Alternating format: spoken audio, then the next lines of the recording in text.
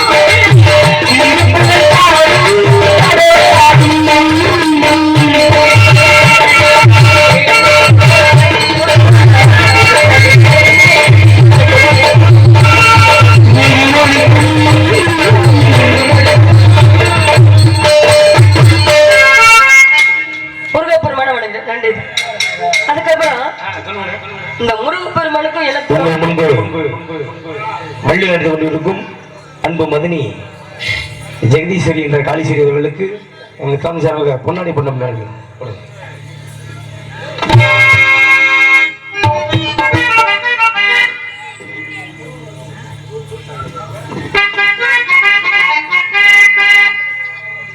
எனக்கு பொன்னாடி போத்தி ஆசி வழங்கிய கிராமத்தாருக்கு எனது சார்பிலும் எனது கலை குழுவின் சார்பிலும் நன்றி இருந்த வணக்கம்.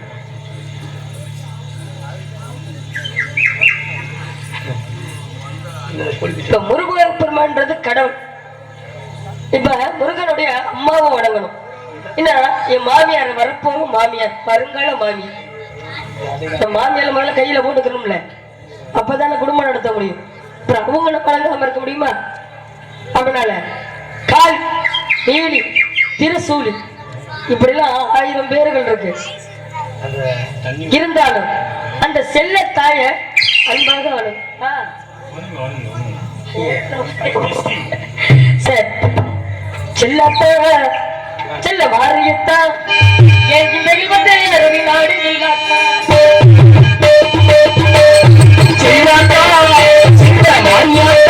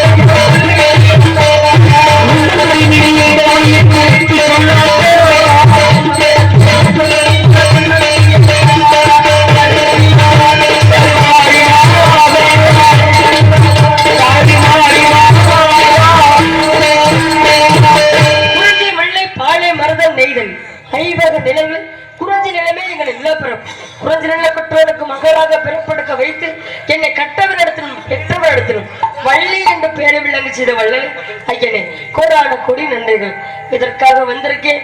என்ன காரணமா வந்திருக்கின்றத தெல்ல தெளிவான முறையில வணக்கம்யா தம்பி குழந்தை வணக்கம்பா. எவ்வளவு நாள் ஆச்சு? நல்லா இருக்கீல்ல? எல்லாரும் நல்லா இருக்கீல்ல? அத்த பாருங்க என்ன எங்க என் வர்க்கத்தை அப்புறம் காணாம போயிட்டாள் என்ன. நான் யாரை வச்சு நான் வந்து உங்கள்கிட்ட வந்து சோதம் போடுறது? இப்படித்தான் போவீங்களா?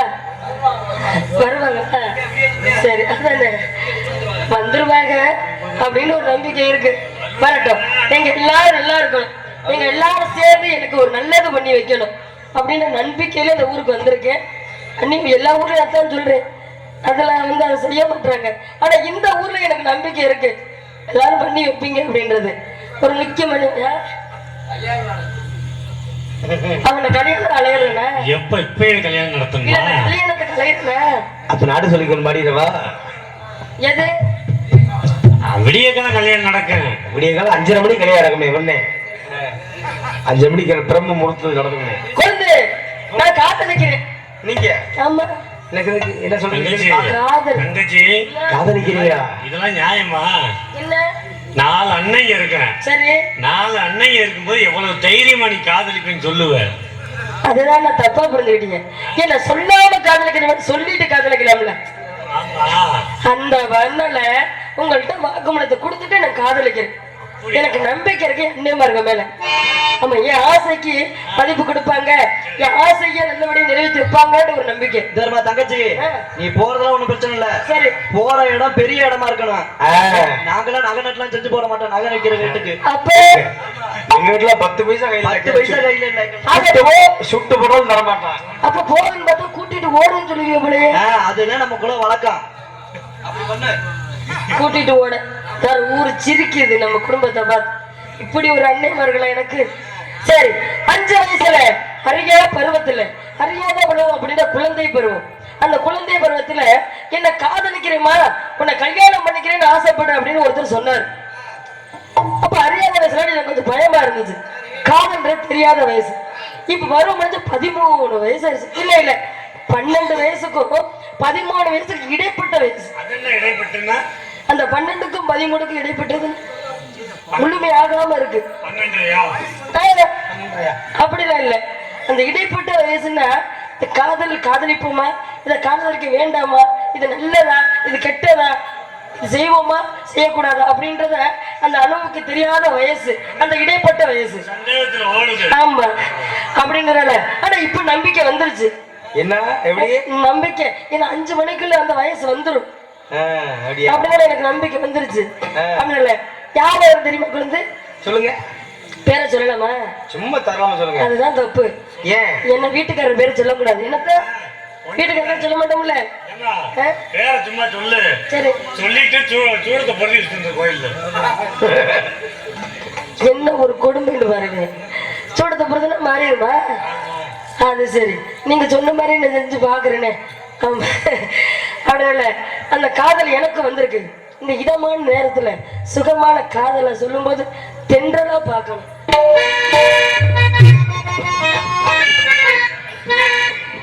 தென்றலுறங்கிய போதும் திங்களுறங்கிய கண்களுறங்கிடுமா காதல், கண்களுறங்கிடுமா காதல், கண்களுறங்கிடுமா.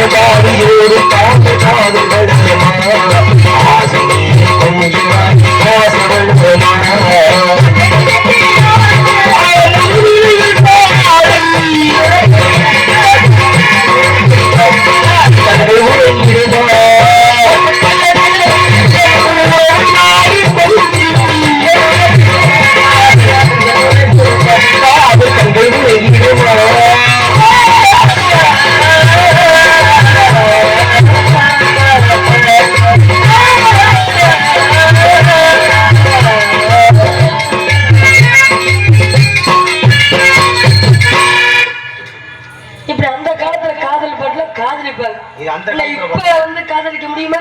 இப்ப எப்படி பாட்டு அந்த காதல் பாட்டை கேட்டாலே காதலே மறந்து போயிடும். என்ன அப்படி சொல்றீங்க? உண்மையானுங்க, எனக்கெல்லாம் வரவே வராது. ஒரு விஷயத்த கூட தெரிஞ்சுக்கிறவங்க, காதலுக்கு கண்ணு இல்லைன்னு சொல்றாங்க. என்னுடைய காதலுக்கு கண்ணு காது மூக்கு எல்லாமே இருக்கு. அழகுன்ற பொருளே முருகனுக்கு தான். அப்படி அழகானவரா இருக்க. ஆனா ஒன்னே ஒண்ணு மட்டும் இல்ல. ஏன் இப்படி கொலவரியா கேக்குறீங்க? மனசு மட்டும் இல்ல. ஏன் மனசு இருந்தா தான் அந்த காதல் வந்துட்டாலே ஒண்ணும் பண்ண முடியாது. உண்மையிலே விஷயம். இல்ல பசி இருக்குது, சாப்பிட முடியல. தூக்கம் வருதுன்னா தூங்குனா தூக்கம் வர மாட்டேங்குது. நல்லா தூங்குறதே இல்ல. கனவு இன்னைக்கு நான் தூங்கவே இல்லை அப்படின்னு. அப்ப கனவுல அவர் தான் வர்றாரு, அந்த முருகப்பெருமன் தான் வர்றாரு. ஆமா, அது மட்டும் கிடையாதுங்க. இருந்தாலும் காதல்ன்ற வார்த்தையில ஆத்தா அவர்களை கல்யாணம் இடத்துக்கு வந்துட்டு என்னால ஒருத்தர் 2 பேர் இருக்கீங்க, சில விஷயத்த தெரிஞ்சுக்கணும் அப்படின்ட்டு நல்ல விஷயமா சொல்லுங்க. இருங்க, நான் வாகன பேசிக்கிறேன், நீங்க போயிட்டு வாங்க.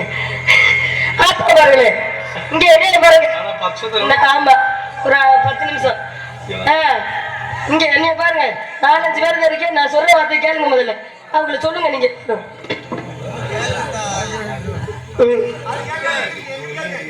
கேட்கும்ல? சரி, உங்களுக்கு தெரிஞ்ச வரைக்கும் நீங்க சொல்லுங்க, சரியா?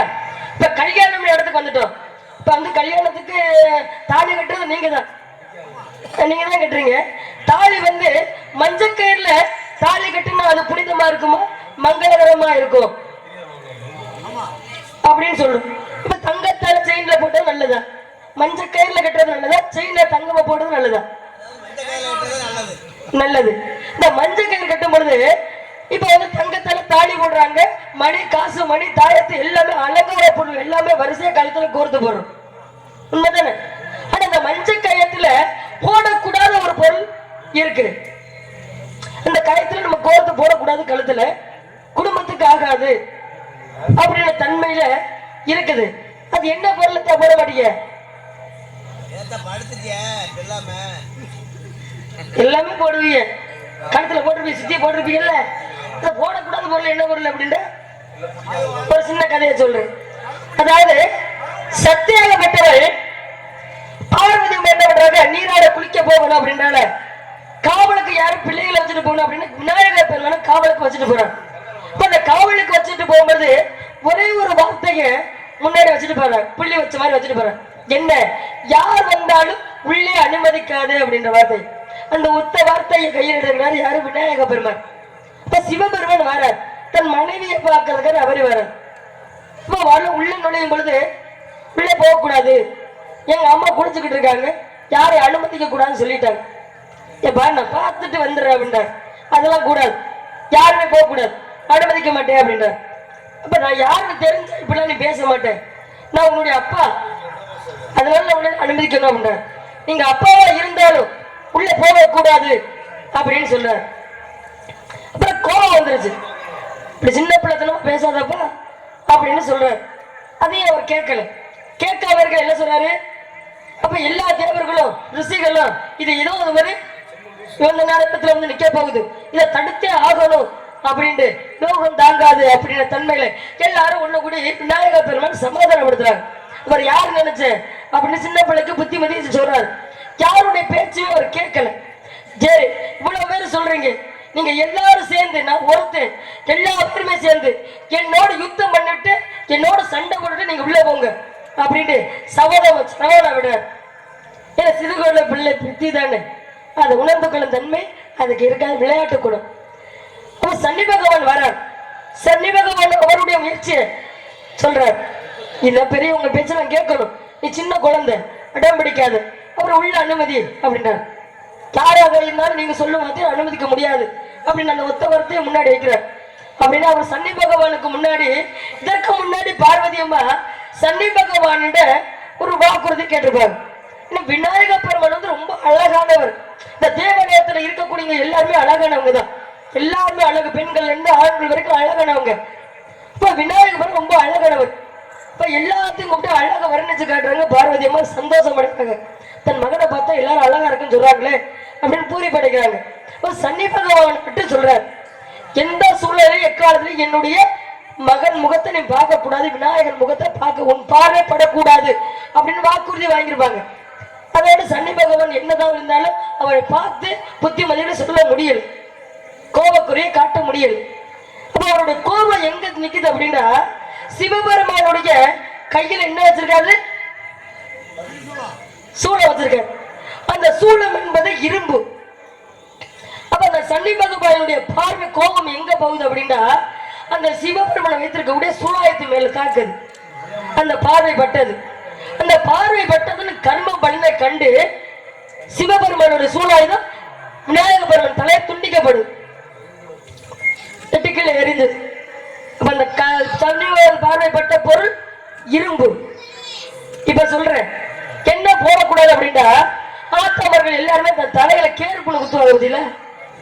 அந்த கேர்புல என்ன பண்ணுவாங்க, சில பேர் அது கீழே போட்டு ஈரமான பிறகு நல்லா அது ஊற பிறகு பாருங்களேன், ஒரு 10-15 சின்ன இந்த கேப் நீங்க தள்ளி பின்னூசி வித்துறீங்கல்ல, அதை கீழே போட்டு என்ன துருப்பிடிச்சு அது இரும்பு.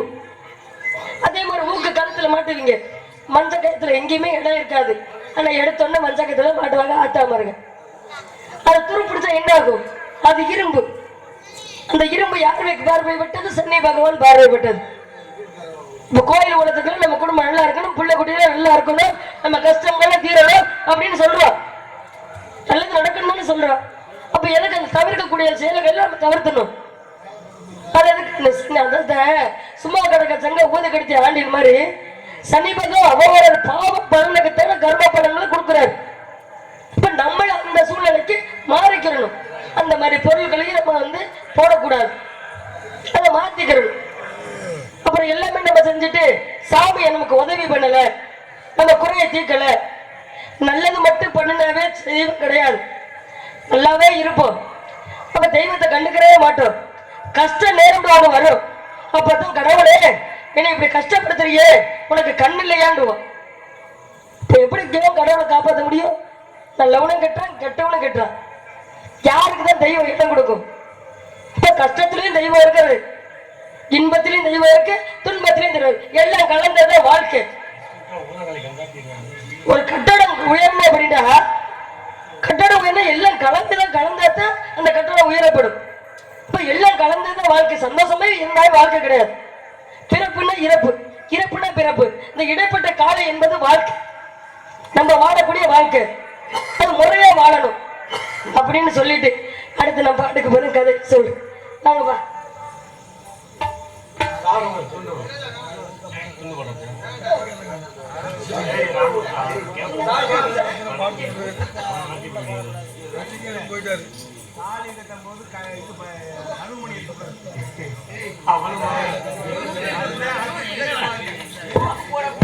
குழந்தை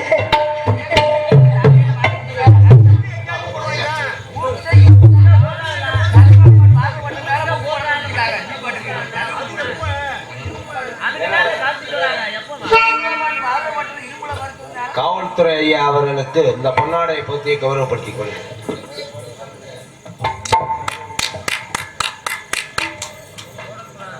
பொன்னாடை போர்த்திய கிராமத்தார்களுக்கு காவல்துறை சார்பாக நன்றி.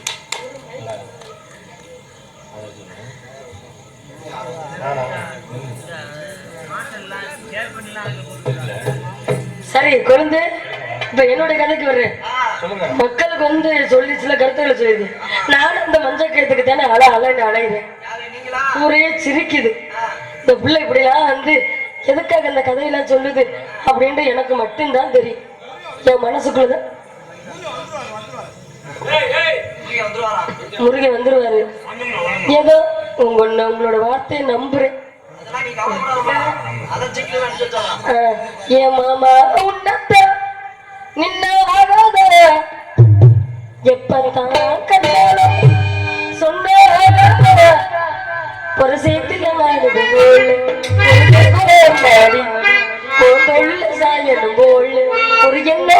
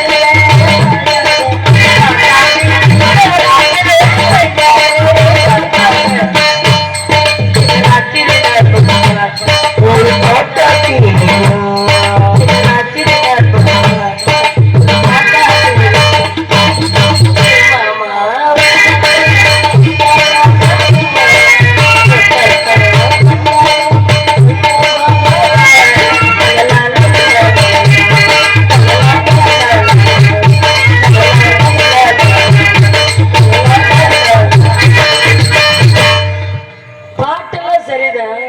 இப்ப பெரியவங்களாம் நீங்க இருக்கீங்க, என்னதான் சின்ன பிள்ளைத்தனமா நான் முருகப்பெருமான கல்யாணம் பண்ணிக்கிறேன் அடம் பிடிச்சாலும் நீங்க பெரியவங்க என்ன சொல்லணும்? அம்மா, அவருக்கு ஏற்கனவே கல்யாணம் முடிஞ்சிருச்சு, ரெண்டாவது தடவை வாக்கப்படணும் சொல்லி வேண்டாமா அப்படின்னு சொல்லணுமா இல்லை? இதை நாங்க அப்பயே சொல்லாம தான் பார்த்தோம். சரி, நீங்க தான் மஞ்சள் கயிறு முடி போயிட்டீங்களே. ஒண்ணுமில்ல, நீ எப்ப கூட்டிட்டு ஓடுவ, நாங்க எப்ப கல்யாணம் பண்றோம்னு நாங்க இருக்கோம். இன்னும் சரி, ஏன்னா நீங்க என்ன சொன்னாலும் நான் கேட்க மாட்டேன், ஐயே, அப்புறம் அதனாலதான் நான் வந்து அந்த வார்த்தையை தொடல. அப்ப எங்களுக்கு கல்யாணம் ஆகாதா? நீங்க கல்யாணம் அப்படி ஒரு நினைப்பு நினைச்சுன்னா அந்த கிழவியா கூட இந்த போய் கல்யாணமே பண்ண மாட்டேன். ஆமா, அப்போ ஆசை என்ன? அதே ஆசைதே. சரி, அப்படியே இருந்தாலும் ஆலயமாக தெய்வத்தை பார்க்க போறோம். இப்ப கோயிலுலாம் வந்து ஊர்கள்ல தெய்வத்தை போய் பார்க்கணும்னு வரும், தரிசனத்தை கண்டு பார்க்கணும் கும்பிடணும் போறோம். இப்ப தெய்வமா போது பூலோகத்துல தெய்வங்கள் பார்க்க வர்றாங்க. யார் வர்றா அப்படின்னா, கிருஷ்ணர் வர்றார், என்ன பெருமாள் வர்றார் அப்படின்னு சொல்லலாம். காக்கக்கூடிய கடவுள் பெருமாள், உலகத்தை காக்கும் தெய்வ பெருமாள். அப்ப அவர் உலகத்துல மக்கள் நல்லா இருக்காங்களா அப்படின்னு பார்க்க வர்றாங்க. அப்ப அவர் வேலைகளை அவரை பார்க்க, பொழப்புகளை பார்க்கணும் அப்படின்னு போறார். ஒரு பெரியவரை மட்டும் பார்த்தார். ஐயா இருங்க, எல்லாரும் வேலை வீட்டுக்கு போறீங்க, நான் யாருன்னு தெரியுமா? என்னை கண்டு காணாம போறீங்களே, நான் தான் காக்கக்கூடிய கடவுள் அப்படின்னு சொல்றாரு. நீங்க யாரா இருந்தாலும் இருந்துட்டு போங்க, விளையாடாம நாங்க வேலைக்கு போறோம், வழிய விடுங்க ஐயா அப்படின்னு சொல்றாரு. உண்மைதாப்பா, என்ன பார்க்க கோயிலுக்கு வர்றீங்க, தெய்வத்தை பார்க்க உங்களை பார்க்க நான் வந்திருக்கேன் அப்படின்னு சொல்றாரு. அப்படியா, சரி, நான் கேட்கக்கூடிய கேள்விக்கு பதில சொல்லையா, நீ தெய்வம் சரியில்லை, நான் எப்படி நம்புறது அப்படின்னு கேட்கிறாரு. நீ காக்கக்கூடிய கடவுள் தானே. அப்ப ஒரு பெண்ணோட மானம் போகுது அப்படின்னு இல்லாம மானத்தை காப்பாத்துனீங்க, அவர் குழப்பம் போச்சு. என்னன்னா ஒரு பெண்ணோட மானசு போச்சுன்னா இது எதை கேட்கிறான்னே தெரியலையே அப்படி. எங்க மானம் போச்சு, நான் யாரை காப்பாத்தல ஐயா? புராணங்கள்ல இதிகாசத்துல நீங்க இருக்கீங்க, கிருஷ்ணா இருக்கிய, கண்ணனா இருக்கிய, பெருமாளா இருக்கிய. அந்த புராணத்துல மகாபாரதத்துல கௌரவர்கள் ஒரு வேற உறுதுணையாக இருந்தார், படை தளபதினு இருக்கும். ஒரு படையா இருந்தா ஒரு படைக்கு தளபதி. அப்ப அந்த கௌரவர்களுக்கு தளபதியா இருந்தது யாருன்னா சகுனி. இந்த பாண்டவர்களுக்கு தளபதி யாரு அப்படின்னா கிருஷ்ணனை தான் முன்னாடி வைக்கணும். அந்த பாண்டவர்கள் என்ன செஞ்சாங்க, கிருஷ்ணனுக்கு தெரியக்கூடாது, அந்த சூதாட்டம் தெரியக்கூடாது அப்படின்ட்டு மறைச்சிட்டாரு. ஏன் நடக்காது அப்படின்னு, இப்ப தெரியக்கூடாது அப்படின்னு மறைச்சாரு. அப்ப இதை அந்த பெரியவர் கேட்கிறார். திருவோதன் சபையில பாண்டவர்களோட மாடம் துயில உரி, அதாவது சேலை உறிஞ்சா மாடகப்படுத்தினான். ஒரு பெண்ணோட பானை காப்பாற்றணும் இல்லையா, நீ ஏன் போய் திரௌபதியை காப்பாத்தல அப்படின்னு கேட்டார். மானத்தை ஏன் காப்பாத்தல? ஒரு பெண்ணோட மானத்தை காப்பாற்ற முடியும், உன்னால எப்படி நீ உலகத்தை காப்பாற்ற போற? நீ எப்படி காக்கக்கூடிய கடவுள் நான் எப்படி நம்புவேன் அப்படின்னு சொல்ற. ஆனா பாவி, எதுக்கான சொன்னா அதோட பலன்கள்ல வேற என்ன கடன் கேட்டு நீ தெரிஞ்சுக்க அப்படின்னா. அப்ப சூதாட்டம் நடக்குது, நீ சூதாட்டம் நடக்குதுன்னா என்னோட கேட்டு எனக்கு சொல்லியிருக்கணும், என்ன சொல்லியிருக்கணும். எனக்கு சொல்லாம கிருஷ்ணனுக்கு தெரியக்கூடாது, தெரிஞ்ச அந்த சூதாட்டம் நடக்காது அப்படின்னு மறைமுகமா அவன் மனசுக்குள்ள நினைச்சிருந்தான். அந்த ஒரு காரணத்தினால அவனுக்கு தெரியல, நான் தூணுலையும் இருப்பேன் திரும்பலையும் இருப்பேன், எனக்கு தெரியாம அணு அதே கூட அசையாது அப்படின்னு அவனுக்கு தெரியல. அவன் மனசுக்குள்ள நினைச்சுக்கிட்ட தெரியக்கூடாது அப்படி, அந்த காரணத்துக்கு வராம இருந்தேன். திரௌபதி என்ன செய்யறா, துயில புரியும் போது ஆடை எல்லாமே வந்து கடைசி வரைக்கும் போகும் பொழுது இழுத்துக்கிட்டு அவமானப்பட்டு கேவலப்பட்டு அசிங்கப்பட்டு தன் மானத்தை காப்பாற்ற முடியாத நிலையில நிக்கிறான். அப்ப ஏன் கண்ணாடு கூப்பிடல, அவர் வரல. முதல் வார்த்தை கண்ணாடு கூப்பிடாரு, வரல. அப்ப அவ எந்த நிலைமையில தன் மானத்தை காப்பாத்துனா அப்படின்னா, சேலையை அரைப்பாதி சேலையை வச்சுக்கிட்டு என்னை காப்பாத்து கண்ணாண்ட வரல. ரெண்டாவது பகுதியா மானத்தை காப்பாத்த கைகளை மறைச்சுக்கிட்டு மானத்தை வச்சுக்கிட்டு என் கைகள் மறைச்சுக்கிட்டு மானத்தை அப்ப கண்ணன் கூப்பிடல, கண்ணன் வரல, கண்ணா என்னை காப்பாத்துன்னு வரல. மூன்றாவது முறை எதுவுமே இல்லாம சேலையும் இல்ல கைக்கு என்னத்தையும் மானத்தை காப்பாத்து கண்ணா ரெண்டு கைகளை நீட்டி நீந்தே தஞ்சம் அப்படின்னு கூப்பிட கண்ணை காட்சி கொடுக்குறாரு, மானத்தை காப்பாத்துறாரு. இப்ப ஒரு விஷயம், 3 பேர் இருக்காரு அப்படின்னா 3 மனுஷன் இருக்காங்க. ஒரு மனுஷன் என்ன பண்ற, ஒரு வேளை நெல்லி சோறு சாப்பிடுற. ரெண்டாவது மனுஷன் அந்த நெல்லி சோறுக்கு வழி இல்லை, எது கூழு குழம்பு வச்சு சாப்பிடுறேன், பசியா வந்துக்கிற ஒரு வேலை. மூணாவது இருக்கிறவன் அந்த கூழுக்கும் சொன்ன எல்லச்சோருக்கும் வழி இல்லை, அந்த கூலி இதுகளுக்கும் வழி இல்லை, பச்சை தண்ணியை குடிச்சுட்டே இருக்கான். இந்த கடவுள் யாருக்கு உதவி செய்வான்? எதுக்குமே இல்லாம பட்டினி பசியமா இருக்கிறவங்க தான் உதவி செய்வான். உண்மைதானே? எதுக்குமே இல்லாம கடவுள் உதவி செய்வான். அப்ப எதுக்குமே இல்லாம நீந்தே தஞ்சம் அப்படின்னு கையை நீட்டி கண்ணா எனக்கு உதவி வேணும்னு சொல்லும் பொழுது கண்ணை காட்சி கொடுக்குறேன், மானத்தை காப்பாத்துறேன். இதுக்கு நான் என்னப்பா பண்ண முடியும் அப்படின்னு அந்த பெரியவருக்கு எடுத்து சொன்னாரு. இப்ப என்ன நம்பு, கடவுள்ன்றத நம்பு. நீ நம்பாம நான் இருக்கிறேன்ற நம்பாம எனக்கு தெரியக்கூடாதுன்றத நீ பாவச்செய்களை செய்தீன்னா அதுக்கான கர்மப்பட நீ அனுபவிக்கணும். அதுக்கு நான் கவனமாக முடியாது அப்படின்னு சொன்னார். இப்ப அவரவர் நல்லதும் செய்யறது கூட கெட்டதை செய்யற அப்படின்னா அவன் நினைச்சு பார்க்கணும். ஆக இதுக்கு என்னவோ பலன் பின்னாடி இருக்கு. நம்மளால முடிஞ்ச தான தர்மங்களை செய்யணும், அள்ளி அள்ளி கொடுக்க வேண்டாம். ஏன்னா நம்ம சாப்பிட்ற சாப்பாட்டுல பகிர்ந்து கொடுத்து சாப்பிட்டா போதும், அது ஒரு புண்ணியம், நம்ம பிள்ளைகளுக்கு புண்ணியம். அப்படின்னால எங்க அப்பா 7 ஆண் குழந்தைகள் இருந்தும் ஒரு பெண் குழந்தை இல்லை அப்படின்னு முருகப்பெருமானிட வரம் கேட்டார். எல்லாரும் தத்து கொடுத்துருக்காங்க, தத்தெடுத்த பிள்ளை அப்படின்றாங்க, கண்டெடுத்த பிள்ளை அப்படின்றாங்க. இந்த கண்டெடுத்த பிள்ளை எப்படி வந்துச்சு?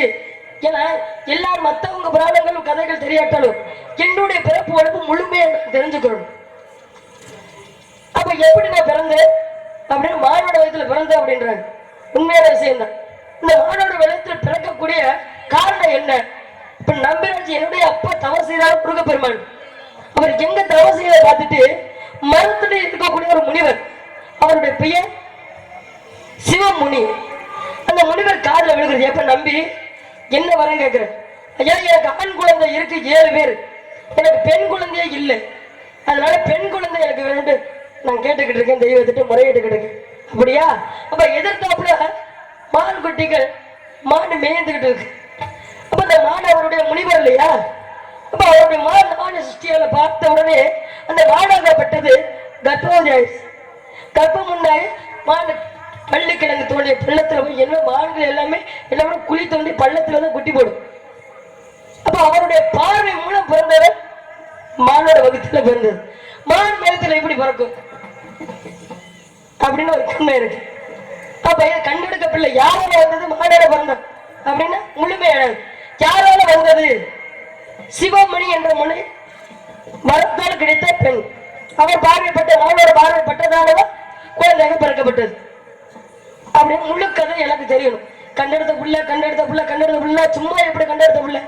ஏன்னா எல்லாம் மற்றவங்க கதை தெரிஞ்சாலும் என் கதை எனக்கு தெரிஞ்சிடும். இது முழு விவரம் என்னுடைய விவரம்.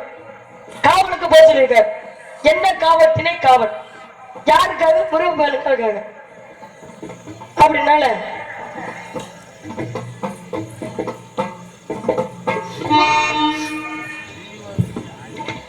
பிள்ளை நீலா இரண்டும் வெள்ளை நீலா